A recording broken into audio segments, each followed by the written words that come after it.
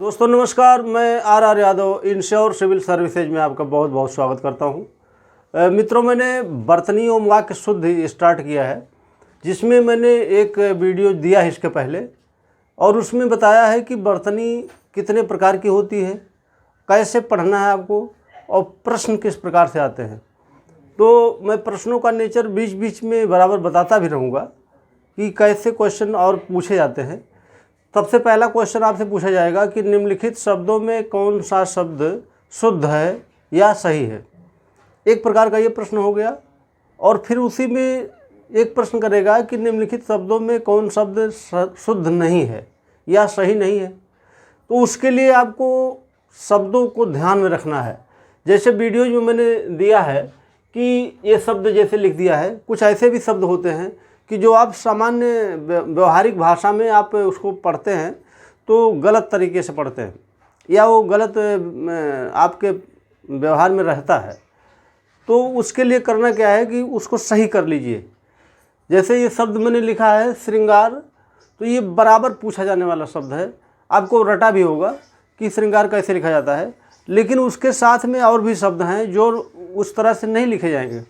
जैसे मैंने यहाँ पर लिखा है श्रृंगाल, तो श्रृंगाल और श्रृंगार दोनों एक ही प्रकार से लिखे जाएंगे, लेकिन यही नीचे मैंने एक शब्द लिख दिया श्रृंखला, ये शब्द उस तरह से नहीं लिखा जाएगा। तो ऐसे शब्दों में अंतर आपको समझे रहना है कि कैसे शब्दों को हम पकड़ पाएंगे, समझ पाएंगे कि किसमें ये मात्रा रहेगी कि नहीं रहेगी, ऐसे लिखा गया है। दूसरा शब्द देखिए अंत्याक्षरी लिखा है। तो अंत्याक्षरी में आपको पता होगा कि बहुत सारे लोग इसको अंताक्षरी पढ़ते हैं, पूरता की मात्रा से पढ़ते हैं, तो वो गलत है।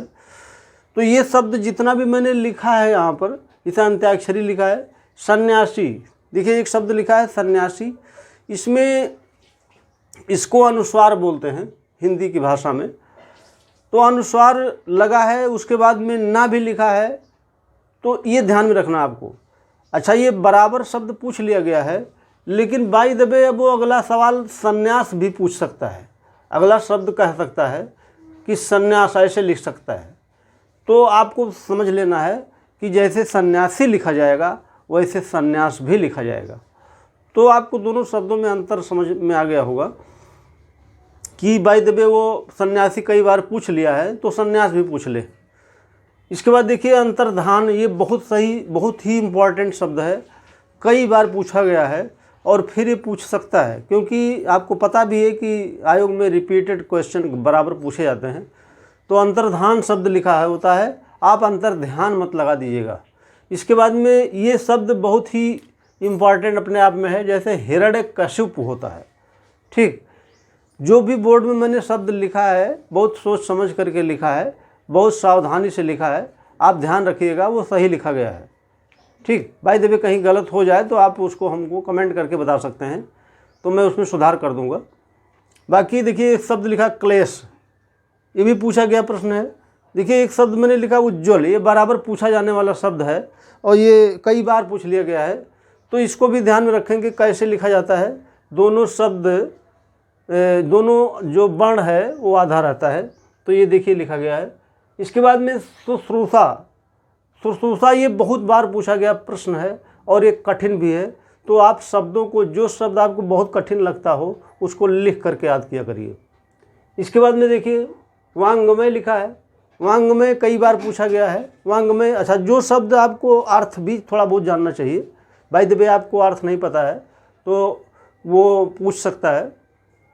वांग्मय का मतलब होता है, एक होता है वाणी विकार, दूसरा अर्थ होता है कि बहुत ही मनोरम दृश्य।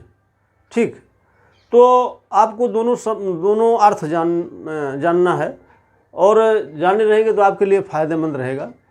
इसके बाद देखिए लिखा है अधीन, तो अधीन लिखा मिलेगा आपको, वो सही नहीं है, अधीन सही है। ज्योत्सना मैंने कल ही बताया था पिछले वीडियो में, तो आपको ध्यान रखना है कि कैसे ये लिखा जाएगा। इसके बाद में वाल्मीकि बराबर पूछा गया प्रश्न है। अनुगृहीत और जागृत, दो शब्द मैंने लिखा है इसीलिए कि आपको कन्फ्यूजन ना हो कि जैसे अनुगृहीत में क्या लगा, री की मात्रा लगी, और जागृत में रा की मात्रा लगी। तो आपको ध्यान रखना है कि कैसे अनुगृहीत लिखा जाएगा और कैसे जागृत लिखा जाएगा। इसके बाद में भागीरथी बराबर पूछा गया प्रश्न है। वंदना शब्द ऐसे लिखा जाएगा, आपको ध्यान रखिएगा। बहुत लोग गलत तरीके से लिखते हैं, इसको आधा ना लिख देते हैं, वो गलत है। द्वारका मैंने पिछले वीडियो में बताया है कैसे लिखा जाएगा, तो उसको ध्यान में रखना आपको। इसके बाद में देखिए पूजनीय या पूज्य, ये दोनों शब्द सही है। अच्छा, इसमें आपको ध्यान में रखना है कि एक शब्द ऐसे लिखेगा पूजनीय, वो गलत है। ठीक, तो ये दोनों शब्दों में से कोई शब्द आता है तो दोनों सही है। इसके बाद कालिदास ऐसे लिखा जाता है। ये शब्द बहुत इम्पोर्टेंट है, महत्व ऐसे देखिए 2 तरीके से लिखा जाता है। आधाता होता है, 2 बार 2 आधाता होता है। इसको ऐसे भी लिख सकते हैं या ऐसे भी लिख सकते हैं, तो जैसे भी आपको आए प्रश्न आता हो पेपर में, ऐसे ही सॉल्व कर देना है।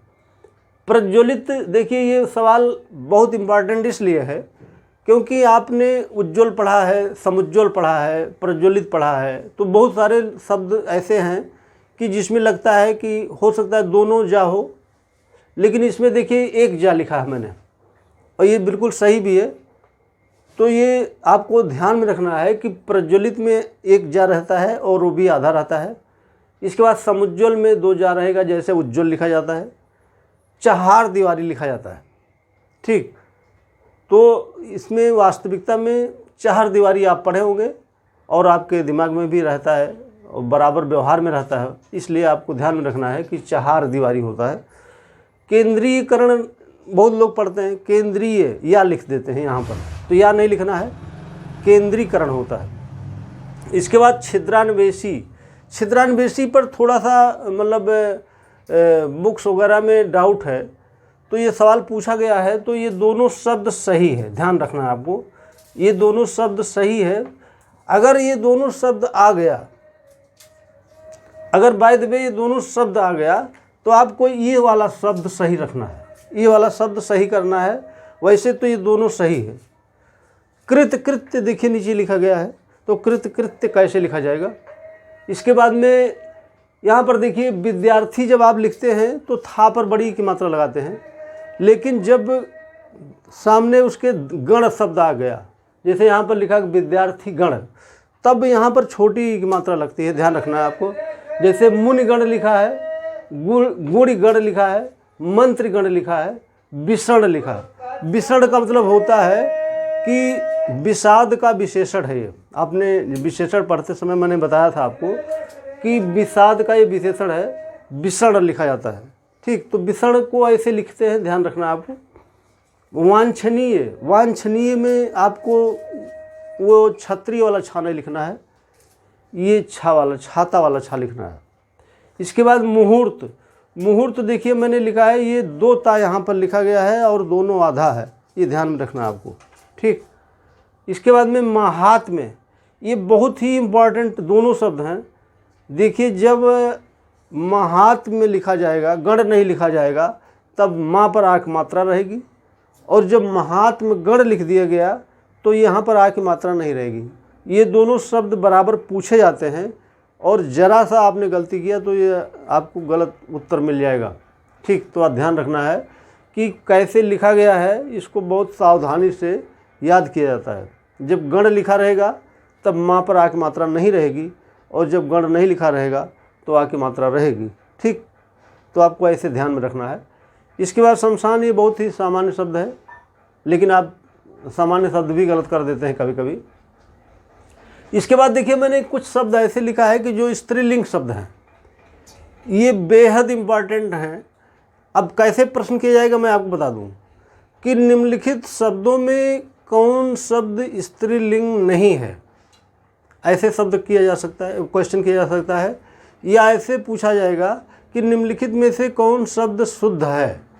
तो जैसे लिखा है अनाथा, अनाथा का मतलब जानते होंगे आप कि जैसे अनाथ जो है, जिसके माँ बाप ना हो, उसको अनाथ बोलते हैं। ठीक, लेकिन ये पुल्लिंग के लिए प्रयोग किया गया है अनाथ शब्द। अनाथा क्या है, जिस के पास जिसके माता पिता ना हो, तो ये स्त्रीलिंग के लिए है ना, तो इसको आप ध्यान में रखेंगे। दिगंबरा शब्द है, जिसे आपने पढ़ा होगा जैन धर्म में, श्वेतांबर दिगंबर। ठीक, तो श्वेतांबर दिगंबर में आपको पता होगा दिगंबर क्या होते हैं, जो ऐसे ही रहते हैं, वस्त्र धारण नहीं करते हैं, उनको दिगंबर बोला जाता था। उनमें जो स्त्रियां होती थी उनको दिगंबरा बोला गया है। ठीक है, तो ये दिगंबरा शब्द है। चातकी, चातक एक पक्षी होता है तो उसका स्त्रीलिंग चातकी होता है। इसके बाद भुजंगी देखिए, भुजंग एक शब्द होता है पुल्लिंग, उसका स्त्रीलिंग भुजंगी होता है।